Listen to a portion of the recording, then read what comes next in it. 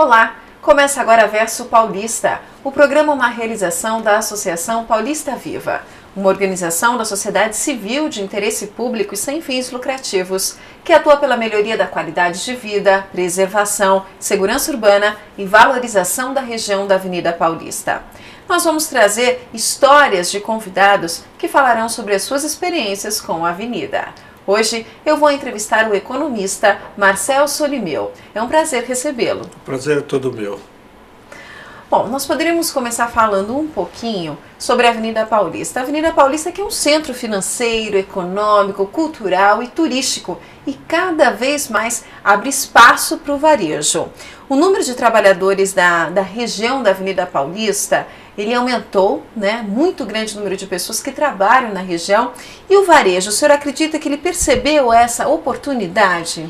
Eu acho que sim, o varejo é sempre muito ágil em perceber as oportunidades e na medida que a Paulista já tem uma longa tradição, mas tem ganhado mais movimentos com a nova estação do metrô, novas linhas do metrô, tudo isto serve como atração para o varejo. E há um fenômeno interessante em relação ao varejo, que uma loja grande acaba atraindo outra, vem outras menores, elas vão se complementando, porque ganha, vamos dizer, o tráfego de pessoas que uma loja atrai, sempre flui um pouco para outra.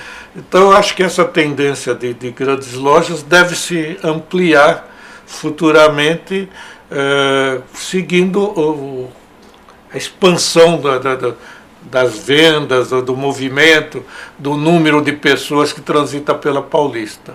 Dá para a gente fazer, senhor Marcel, um histórico, uma retrospectiva em termos da Paulista? Como é que nesses anos que nós estamos, enfim, visualizando a avenida, como é que durante este tempo foi a percepção do varejo na Paulista? Houve sim uma certa mudança? Houve. Bom, a Paulista há muitos anos é referência em São Paulo, mas era muito mais referência como o centro financeiro, os escritórios das grandes empresas, os bancos, tudo isso. Mas já tinha alguns conjuntos de comércio, mas não num número tão importante. Nós temos inclusive o Conjunto Nacional, que na época foi pioneiro, Foi pioneiro de juntar o comércio com as demais atividades.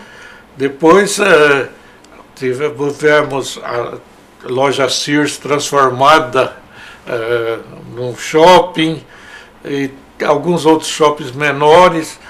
E isto foi aumentando à medida que o próprio tráfego de pessoas na Paulista foi aumentando. O metrô foi responsável em grande parte por uma mudança assim no perfil da Paulista, claro, as facilidades que ele oferece, e o movimento do metrô também tem aumentado o número de passageiros, com novas linhas, tudo isso aumentou esse tráfego de pessoas. Aumentando a circulação, né? De outro lado, a própria fama da Paulista, do ponto de vista turístico, foi crescente. De centro financeiro passou a ser também um centro turístico. Claro. Então tudo isso vai fazendo com que o varejo vá se expandindo. E agora eu acho que é um movimento que tende a se acentuar, como eu mencionei antes, uma, duas grandes lojas atraem pessoas que vão refluir também para outras. Então, as atividades complementares, as lojas menores, vão se beneficiar também dessa presença das grandes lojas. Das grandes lojas, porque nós, enfim, temos na Avenida Paulista shoppings, né? E agora a gente já está com um olhar de lojas, que nós chamamos de lojas conceitos, que realmente são grandes magazines, a gente poderia dizer assim, são, né? São grandes magazines, e esses grandes magazines têm um poder de atração próprio que acaba beneficiando o entorno. Então, e um grande magazine acaba atraindo outro. E a Paulista, com isso, vai cada vez também mais se tornar um centro de varejo. Das pessoas virem para fazer compras, na medida em que você tenha um maior número de lojas. Exatamente isso que eu queria saber do senhor. Em termos de perspectiva, quando a gente fala do varejo na Avenida Paulista, existe ainda um potencial para que esse varejo cresça na avenida? O senhor acredita que eu acho que existe. O grande problema da Paulista é que não dá para você aumentar, né? O espaço. Então, você vai tendo substituições. Em alguns lugares onde tinha um determinado tipo de equipamento, muda, passa a ser varejo, passa a ser restaurante, você vai tendo. E vai também espraiar para as laterais, áreas laterais, para a região como um todo. Para a região como um todo. O poder de atração ele é concêntrico, começa do centro e vai se expandindo ao redor, até a distância que a capacidade do centro de atrair permite. E o senhor acredita que essa mudança, na verdade, ela é fruto do quê? Do número cada vez maior de pessoas que trabalham na Avenida Paulista e que acabam usufruindo de toda essa infraestrutura que ela tem? Eu acho que é do número de pessoas que trabalham e do número de pessoas que transitam, que tem aumentado, claro, pelo maior número de usuários do metrô e também pela própria fama que acaba atraindo mais pessoas. Hoje quem vem a São Paulo e não vem conhecer a Avenida Paulista não conheceu São Paulo. São Paulo, né? Exatamente.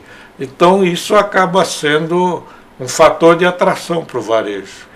A gente tem um dado, uma estimativa, que diariamente circulam pela região da Avenida Paulista cerca de 1,5 milhão de pessoas. É um número bastante significativo, né? É um mundo. Tem cidades que a gente mais do que a população da maioria das cidades brasileiras, inclusive de muitas capitais. Então, o comércio vive muito do tráfego de pessoas. Quando algumas ruas têm um poder de atração próprio, como lá na região da 25, tudo isso, outras aproveitam o tráfego das pessoas que vêm para trabalhar ou para outras finalidades. A Paulista está associando as duas coisas, ela está passando a ter um poder de atração próprio e se beneficiando desse fluxo enorme de pessoas que transitam para diversas finalidades. E quando a gente fala da fama da Avenida Paulista, a gente também tem que lembrar, né, Marcel, sobre a parte cultural, a parte gastronômica, quer dizer, além das empresas, de todo esse varejo também, nós temos o outro lado da Paulista, né? Não, a Paulista é talvez uma das únicas, se não for a única avenida do mundo que tem todos os tipos de equipamentos que você possa imaginar. Você tem teatros, você tem museu, você tem hospital, você tem escola, restaurante e um parque como o Parque Trianon. E tem as estações do metrô. E numa localização muito privilegiada para você ir para qualquer outra região. Cidade. E fora ainda que ela tem uma facilidade de ser plana também, né? Exato, é plana, larga, com calçadas largas. Então, tudo isso facilita esse poder de atração que ela tem. Dá para a gente já visualizar, em termos de perspectiva do varejo para o mercado nesse segundo semestre, como é que ele vai estar? Se a perspectiva de crescimento, quais são as sinalizações aí da nossa economia? Nós tivemos um primeiro semestre ruim para o varejo. Ruim pelas condições da economia, inflação alta, a taxa de juros alta, o crédito mais difícil, o emprego e a renda já não estão crescendo no mesmo ritmo e a confiança do consumidor está em baixa. Isso já era esperado ou vocês tinham um outro cenário e isso houve uma mudança? É uma coisa controversa. Eu não tinha um cenário otimista da Copa em relação ao varejo de São Paulo. Não é o caso, talvez, do Rio, de outros centros turísticos. Porque São Paulo tem uma característica de ser uma cidade de turismo de negócios. Ela já é uma cidade de turismo de negócios. Muitas pessoas. E ela perdeu esse turismo de negócios nesse período. Em função do evento esportivo. Em função do evento da Copa. Só que o evento da Copa, o benefício é mais localizado. E o prejuízo das paralisações é geral. Então, acho que quando você contabiliza, não, alguns setores, venda de televisores foi bem, camiseta, algumas regiões, Vila Madalena, algumas outras, os restaurantes, bares, mas quando você vai ver dia de jogo do Brasil, uma visão mais macro, parou. O centro de São Paulo, onde eu trabalho, dia de jogo, depois da meio-dia, aquilo ficava completamente vazio. Os restaurantes lá, alguns até fechavam, muitas lojas nem abriam, porque o comércio, para vender, precisa ter gente circulando, ter tráfego, tudo então, isso. O senhor acredita que esse evento esportivo que nós tivemos, ele de uma certa forma prejudicou a nossa economia, estagnou quando a gente fala na cidade de São Paulo? Eu acho que na cidade de São Paulo afetou as vendas do varejo durante um mês praticamente, da metade de junho até a metade de julho. Agora, terminou o evento, voltamos à normalidade, só que essa normalidade gera um crescimento mais lento. Então, o segundo semestre, historicamente, é melhor do que o primeiro, e deve ser melhor do que o do ano passado. O senhor acredita que a relação Acredito, mas muito pouco. Talvez 2%, 3% a mais do que do ano passado em vendas. Por um setor que vinha crescendo 10%, depois 7%, depois 5%, e esse ano talvez, se chegar em 3%, seja um bom resultado. Mas, pelo menos, você não vai ter você tem todos aqueles fatores macroeconômicos que eu mencionei, mas não vai ter as paralisações. Pelo menos é o que esperamos. Que, aliás, um dos pontos que tem sacrificado a Avenida Paulista é esse problema de manifestações que eu imagino que tenha que ser resolvido. Não se pode parar uma via tão importante em todos os pontos de vista, inclusive de hospitais, inclusive. Tem muitas ambulâncias que circulam pela Avenida Paulista. Isso, por causa de manifestações. Eu acho que até tem um lugar próprio para manifestações que pode ser realizado lá, o Vando MASP e tudo isso, mas desde que não interrompa o tráfego de veículos. Se nós não tivermos um recrudescimento de manifestações, eu acho que ainda o segundo semestre desse ano deve ser melhor do que o do ano passado, embora não num ritmo tão forte como vinha vindo.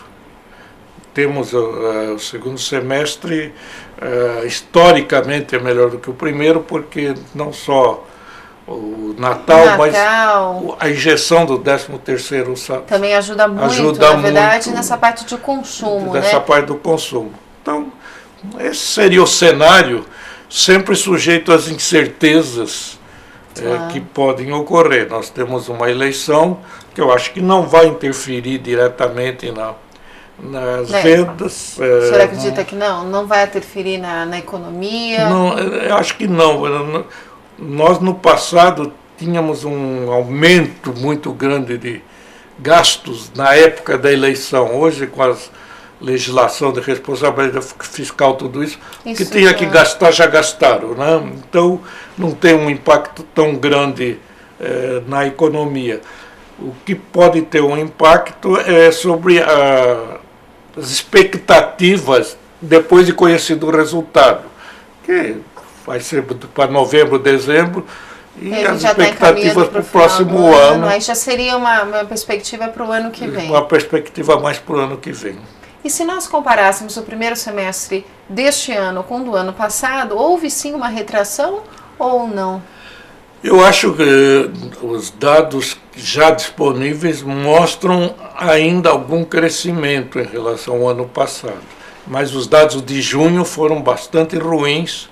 A primeira quinzena de julho também foi bastante ruim. Mas como os primeiros meses foram razoáveis... Acaba equilibrando aí a média. Equilibrando, até porque... o ano passado, junho, também foi ruim por causa das manifestações. Então, mais ou menos equilibra, mas muito ali, se tiver acima é pouquinho, se tiver abaixo um pouquinho também. Como é que o senhor avalia hoje o perfil do consumidor que, enfim, faz compras, que move todo esse varejo? Bom, nós tivemos a incorporação de cerca de 40 milhões de novos consumidores no mercado de crédito. E o comércio, o varejo, depende muito do crédito. Claro. Então, houve uma expansão muito grande do consumo por conta do crédito mais fácil, com prazos mais longos, juros mais baixos. E isso fez com que mudasse um pouco o perfil, mantendo aqueles consumidores que já havia, mas incorporando novos consumidores. Isso vem desde quando, doutor Marcel? Isso vem basicamente desde 2007, 2008, quando nós começamos a ter um ganho muito grande com as exportações de produtos agrícolas. Isso irrigou os demais setores da economia. Com uma política de taxa de juros mais baixa e crédito mais fácil, prazos mais longos, e um aumento do salário, inclusive muitas vezes induzido pelos aumentos do salário mínimo, isso fez com que uma camada grande de consumidores entrasse no mercado. Agora, eles vieram se somar, os que já estavam, que já consumiam, né? E com necessidade muito grande, porque antes eles não tinham acesso ao crédito. Hoje eles já estão até relativamente endividados, o ritmo de compra deles diminuiu. Um pouquinho menor. Isso que quando o senhor citou isso, eles estão relativamente endividados. Eu queria saber um pouquinho justamente desse perfil. Como antes eles não tinham este crédito, imagino que alguns podem ter se perdido um pouquinho nas contas aí no meio do caminho, né? Houve um aumento da inadimplência, porque as pessoas vinham com muita necessidade e encontravam muita facilidade. Claro. Então se endividava num lugar, no outro e no outro. Iam consumindo sem fazer muita conta, o grande problema, quando você se endivida num lugar só, você se atrapalhou, você vai lá e renegocia. Quando você se endivida em 2, 3... já é mais complicado. Já é mais complicado.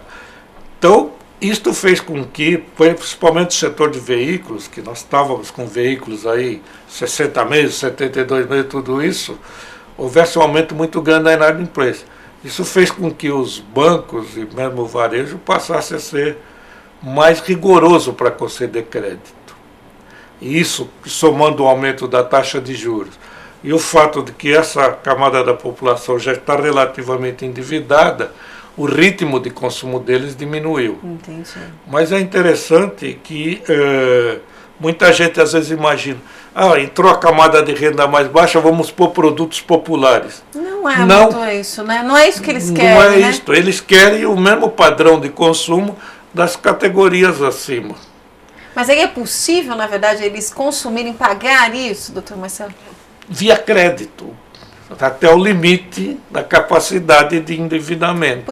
Isso deu um grande salto para o varejo e deu uma melhora de bem-estar muito grande para uma camada ampla da população. Que antes não tinha acesso a determinados tipos de Só que agora o ritmo de ingresso de novos diminuiu, porque o emprego não vem crescendo com a mesma força. E quem já ingressou já agora está entrando num ritmo que seria o de normalidade, você comprar o que precisa e dentro das posses, né?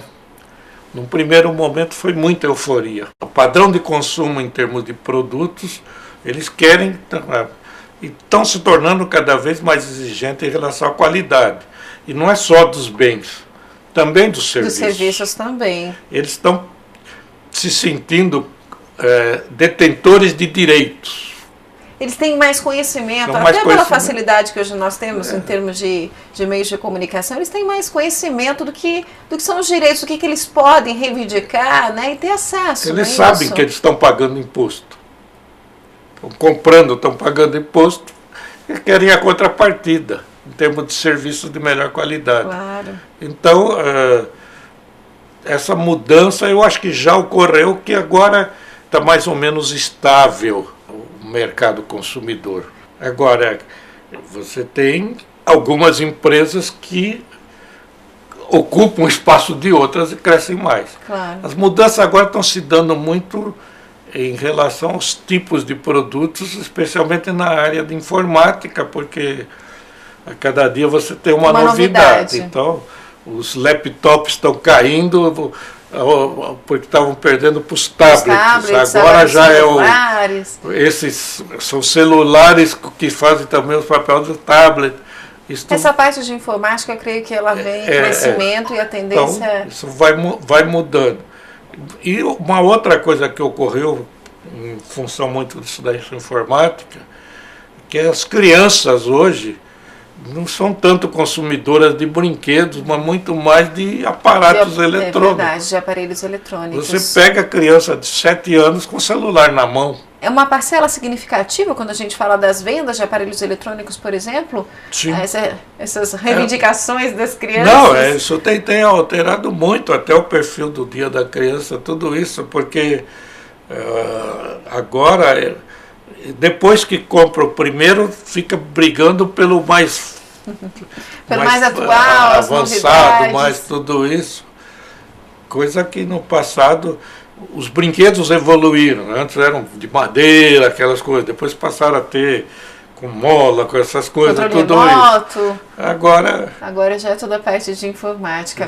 Doutor Marcelo, nós falamos aqui um pouquinho sobre varejo e hoje nós vemos que grandes empresas estrangeiras estão vindo para o Brasil. O senhor acredita que já mudou um pouquinho, na verdade, o nosso mercado com relação à infraestrutura, até a parte de serviço, para oferecer uma oportunidade para essas empresas migrarem para cá, para o nosso país? Eu acho que o que começou todo esse processo foi a estabilização, o fim da inflação.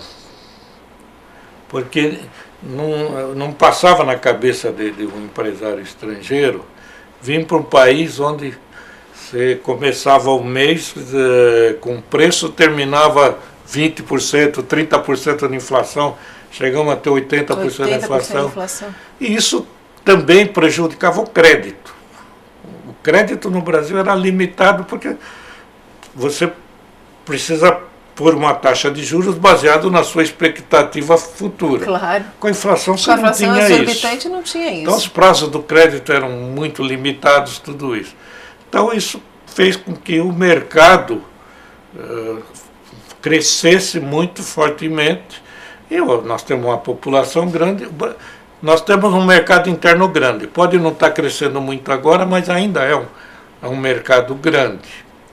Uma população ainda relativamente jovem, já nem tanto, mas um segmento da juventude ainda muito grande.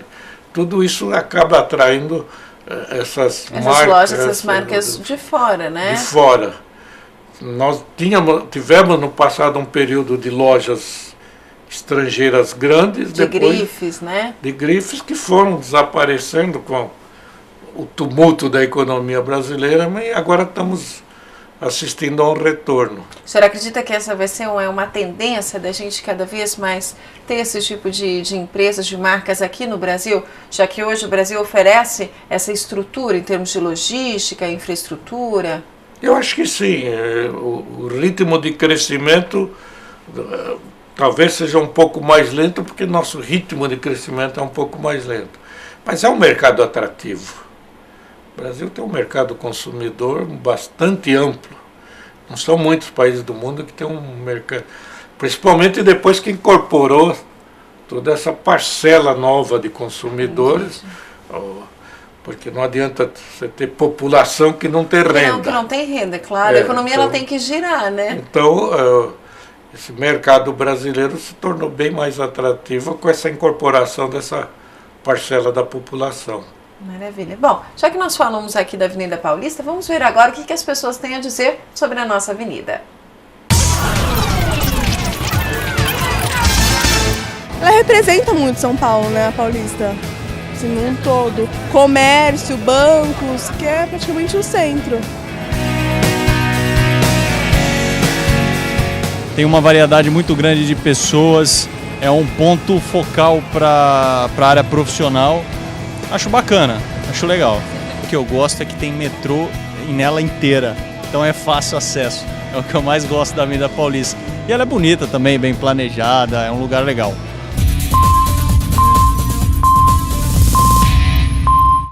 Bom, nós ouvimos algumas pessoas falando sobre a percepção delas em relação à avenida.